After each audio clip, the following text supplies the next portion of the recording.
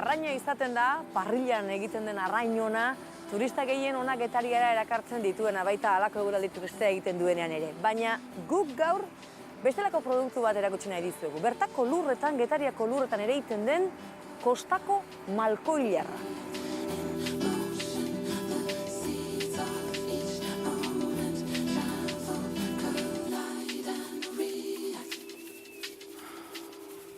Jaime, atxaldeon. Kaixo, arratsaldeon. Ondo? Bai. Bai. Lan da lan. Pamitzen nahi geaz. Ja, ekainan sartuta, halako giro txarra egin dizkio, eta, bueno, posik, ekaina erdian... Hau laukitzea zaila izan da? Hau laukitzea, bai. Bezeroa do... Txoatzen, garai honetan ukitzeko. Nik jakina eta horreneko gauza, zehati da ingarestia. Ilar malkoa edo malkoilarra? Malkoilarra. Kostako malkoilarra. Hau dago internazionalki izendatuta eta babestuta. Asila do babestuta. Garestiago baino ni usten dela lana hundila dakala, ez? Baina egia da 200 euro kostatu ikela kiloa, ez? Eta 200 euro, bai. Segun nola lantzen dezun, segun ze variedade erabiltzen zuen, segun ze bezeroekin lantzen zuen. Eta zergatik da ba? Ez que lan asko du honek. Pentsatu, holako kilo batekin, 60 gramo bakari atatzen ditugu. Ah, bai? Eta hau da, arratzalde guztian hemen bildu dana. Eta zeatik 60 gramo noski honek ez du balio? Alea bakarret, aleak ez du... Aleak ez du pixoikan. Ja. Ba, bitu. Da, han, bitu. Askoz txikigoa da. Bestea baina askoz txikigoa, ilar normala baina askoz txikigoa. Asko txiki joagoa da, eta gero honek daka, ba ez daka barruan aragila. Hau da, txampainen burbuile bezala, ez? Plaf. Gero probatuko, eta ez zuko jazu probatzen? Noski, Superpaduta? Bai, neu ingo dizut. Aizu, eta zenek batzen du 200, 300, 400 euro honengatik? Ze bezero klase daukazu? Ba, goi mailako bezeroa. Askotan ez da, bai, jatetxe, erdi mailako jatetxetik gora. Eta gero badago jende gurmeta, behak itxian egiten duna. Adibide gaur etorri da bat, eta Madridara emango du, eta kilo apatuko du 200 euro baino gehiago. Partikular bat? Partikular bat. Susmari. Claro, ez da berdina partikular batei saltzea kilo bat, o jatetxe batei saltzea bezeroa da, eta astero erosten dizu, eta beste presio batzu manejatzen ditugu. Claro, baina honea iristeko, asila, egualdia, lana, azkenean da artea handila jarrita. Eta ze momentutan erabakitzen duzu, bueno, nik hilarra jarri behar Getarin, nire herrian? Egia esan da, hau da Euskal Herrian betidanikan ibili dana. Bai, Bai. Eta Euskal Herriko produktua da. Bai jarra, bai azelgak, bai babak eta porruak.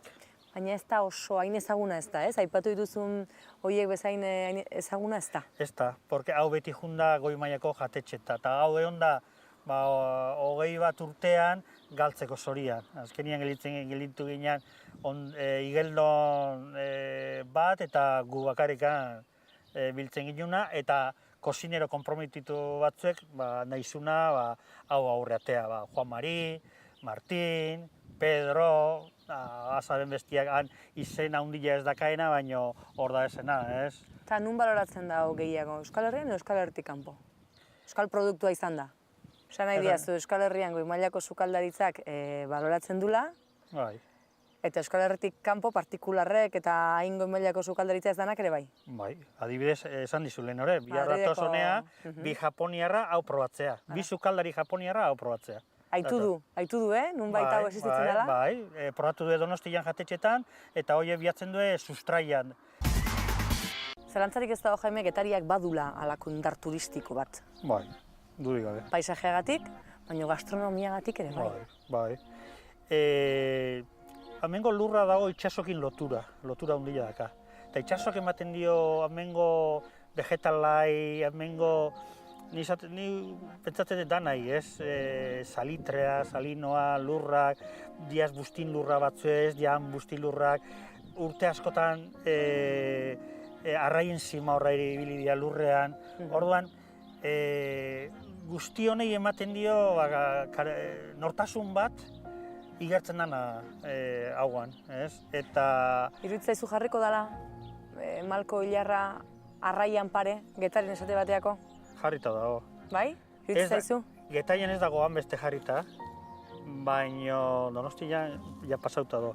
Eta Madrida joango maginake, dago han boom bat ilarrena, ez dago produktua bat, kabiarra, edo trufa mota bat, trufa zuri bat. Haien pare jarrita da Madrida. Bai. Baina ilusio ingo lizuke, Getariko jatetxe famatu hoitan, ez? Ilarrak hainbeste eskari izatea. Dago, Elkano bat manejatzen du, Kaia manejatzen du, Guantxokore hasi da manejatzen, Iribarre ere hasi da manejatzen, dia lau jatetxe, gure ilarrakin dabiltzanak, eta horra juten dan bezeroa oso konten atatzen da.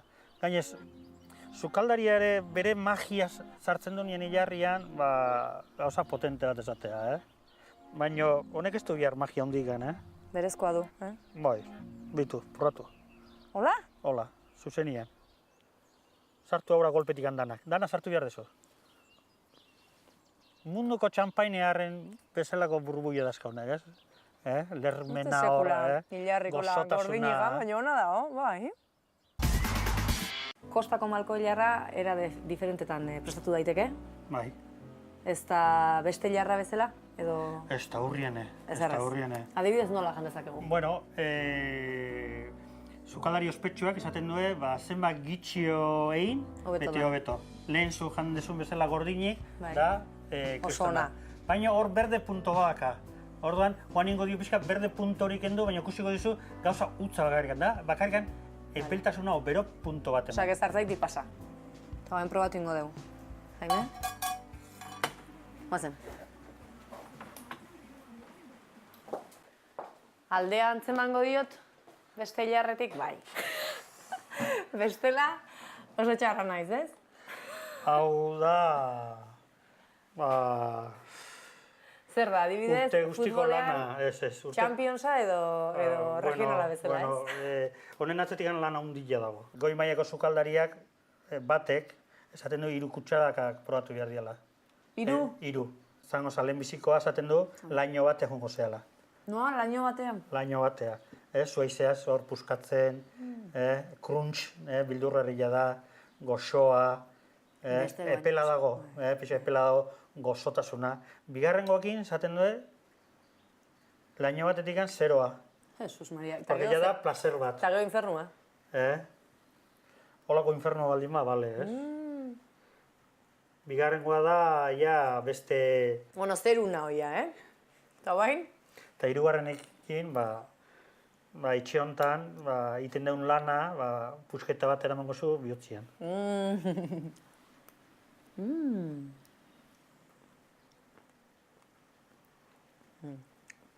Infernuna. Oso ona, Jaime. Oztu sukaldari ona edo... Produktua ona. Eta, produktua eta atzeko lanare bai. Hemen 7-8 pertsona egiten dugu lana, eta dano gabez, Antzematea, Bai.